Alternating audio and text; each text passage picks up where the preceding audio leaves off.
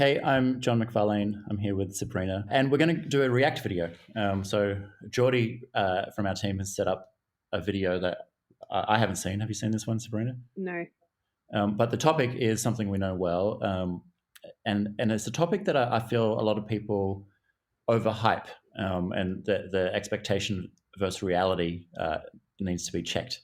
So I'm interested to see what they're going to have in here, and it's smart cities.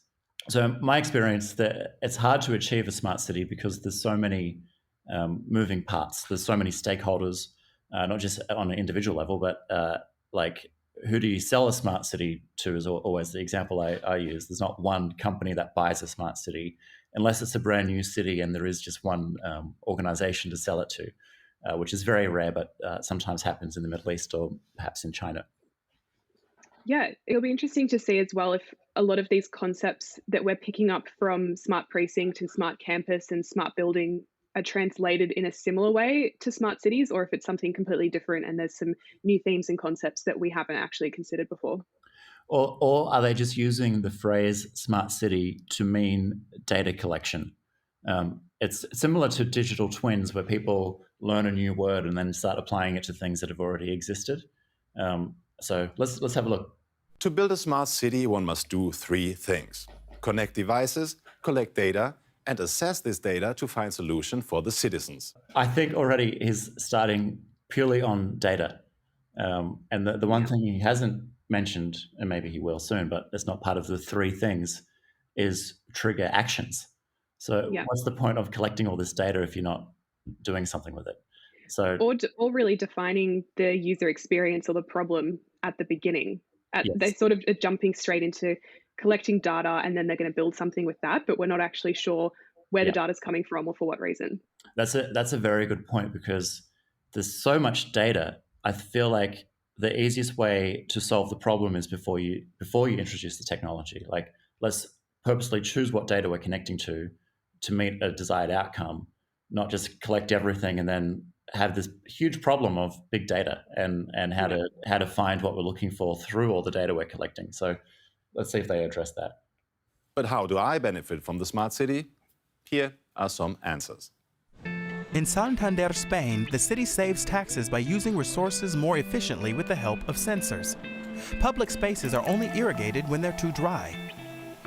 Garbage bins are only emptied once they're full. In Helsinki, garbage trucks have become obsolete. Waste is transferred to underground collection points without noise or pollution. In Rio de Janeiro, a smartphone app is enabling residents to shape their surroundings. The app Smart Favela creates a three-dimensional avatar of the shanty towns. When city planners come up with new ideas, these can be looked at on the app, and then citizens can vote on them. So they're just throwing examples at us, right? But I feel like obviously this not any one of those is a smart city solution. They're a solution to maybe a specific problem, but they're very isolated. And I think that in a nutshell is a problem with smart city today is that everything is in isolation. And I think that's because of the problem I put up right up front that the who like as a stakeholder. So the garbage example, yeah, you can go to the council and sell that idea to the council to solve their garbage problems, but how does that link to anything else in the city when or how does that link to commercial buildings that the council doesn't look after? Is it only in public spaces that this and how do you get people using it, the adoption? And it's all very complicated. So I so far into this video I haven't seen any smart city solution yet. No, neither have I. I think they might have, by pulling in something that would typically be separate from the city and putting it more into the city, I think that's bringing in that concept of integration and having those integrated experiences, but I don't think they necessarily are. I think they've just brought that back into the city instead of having that somewhere else outside of the city. Yeah. And like what problem are they solving? Are they just shifting problems? Like was there a problem with the once a week garbage collection? I mean, just because there's data coming in now, is it has it changed practice? That's what I'd be interested to know. Yeah. Do they go and pick up all of the bins when they're full? But that's creating the problem of what if one bin's full, one bin's empty? When do we send out the garbage collection? Once a week, at least. You can presume it takes a week to fill up the bin and do it all in one go. There might be other benefits though. There could be like a potentially a sustainability ROI that they're meeting or potentially financial. I'm not sure if there's Yeah. by removing all of those resources for maintaining the trucks and paying wages for garbage collection, if that's the benefit that they're achieving, but it's still not necessarily a smart city concept. Yeah. In Palo Alto, in the US, parking lots now have sensors. These notify citizens whenever a parking space is free. The city's traffic is constantly recorded. Smart robocops are supposed to make Dubai safer. The police robots are equipped with cameras and can find persons through facial recognition tech. Reports can be filed on a touchpad. In Drohobych, Ukraine, citizens can view the incomes of civil servants and check on how politicians have voted in the city council. That one has nothing to do with smart city. That's just the internet on a Smart kiosk. politics. Yeah. I mean, most public officials, you can Google their name and find out how much that position is paid. Putting it in the city is just weird because everyone has these devices already. City-owned businesses lay bare their accounts using open data in the fight against corruption. In Darmstadt, Germany, interconnected sensors assess the air quality and send this information to a data center, which analyzes air pollution and, if necessary, reports bad air quality.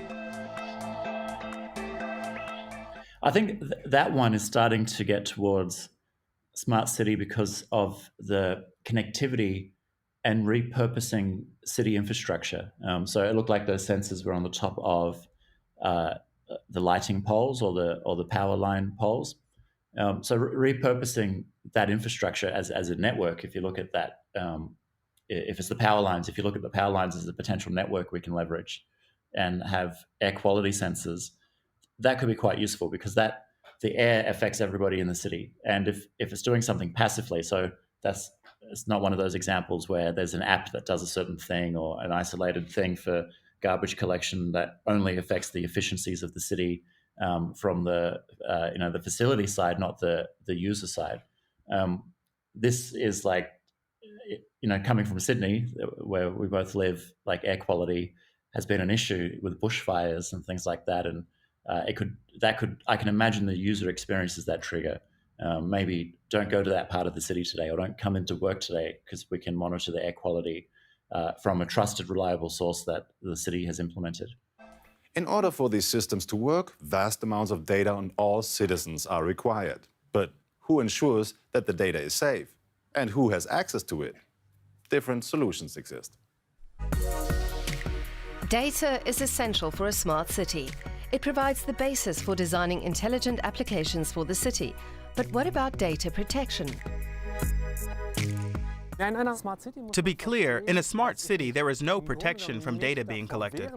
But on the other hand, it's precisely this data that provides the basis for implementing and controlling the city system. As a result, very careful and conscientious decisions need to be made regarding how the data is handled.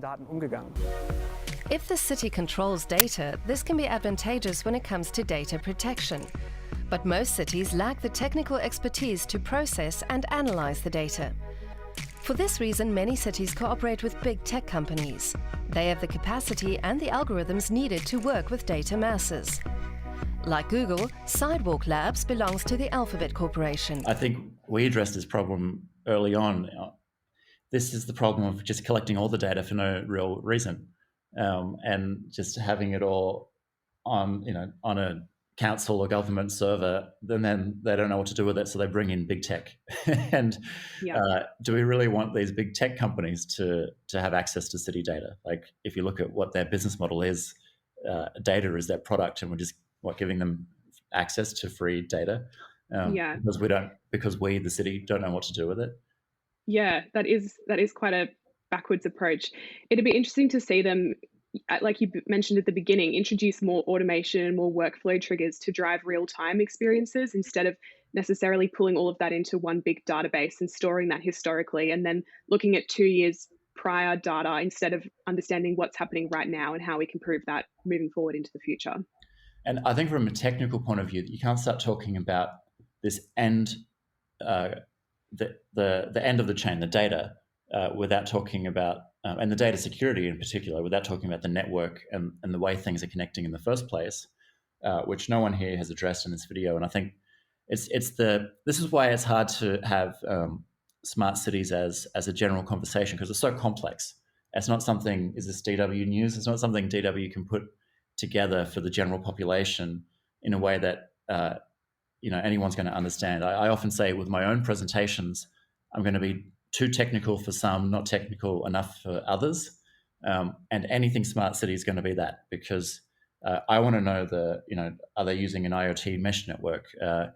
Is a particular city using IPv6, and the telco that's delivered this network has enabled that on their end, meaning it's much more secure than having these devices with manually assigned IP addresses on a private network with a gateway device that can be compromised and the data taken over. So there's so many. We could dig so deep on so many of these things, and it's just so far away from being a smart city. What do you think? When do you think we'll see the smart city that like you and I are envisioning? Oh, that's tough. I think as well, because our understanding of technology and what is possible with smart cities and smart buildings is constantly evolving. I'm not sure if those expectations ever will completely align, because it's just going to be a continually evolving journey. So it's hard to say when definitively that's going to be. I don't think we're going to achieve it for an established existing city anytime soon. maybe something small, like like if it was in Australia, maybe Hobart would be a good one to target, or somewhere where it's easy to know all of the stakeholders. So all of the third party, not just the councils in the city, but the commercial operations in that city.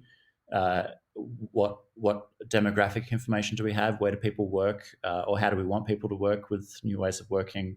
And then how do we want people to live, and the hospitality and everything coming together. These are concepts we look at in every smart building project. We rarely go further than where the commercial real estate ends. So if it's a precinct, it might be 3 towers and 1 train station. And we look to link all of those experiences, and then it doesn't go any further than that.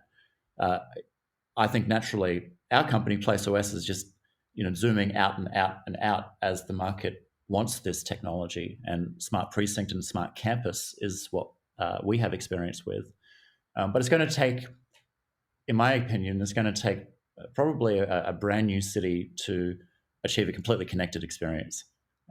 Because if it's a brand new city, it can be planned and delivered, and we can solve so many problems at the planning stage.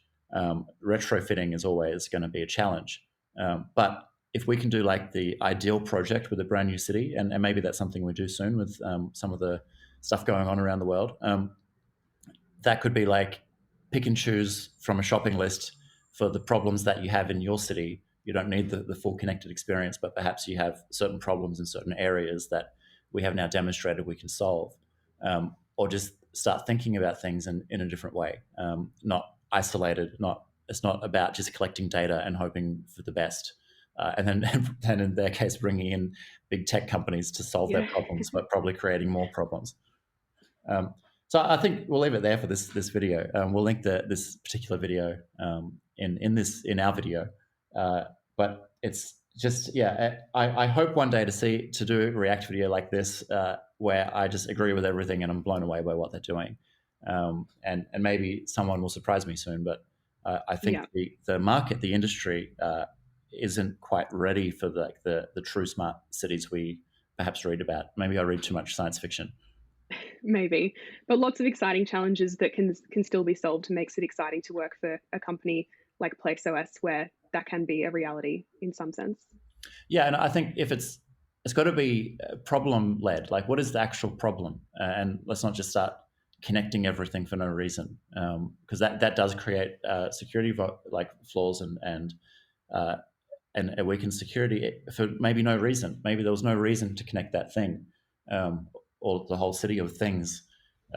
So that's the best way to solve the security, is don't connect it in the first place. And that might come surprising from PlaceOS, where we want to connect everything, control everything, connect to everything, and get data from it. But We are always UX led, and I think the same has to be true for smart cities. Otherwise, we'll just have technology for technology's sake. There's certain things like I don't have much smart home stuff in my house because there's certain times and spaces where you don't want any technology. So it's really looking at that across the whole city. Like, do we need technology here? Maybe not.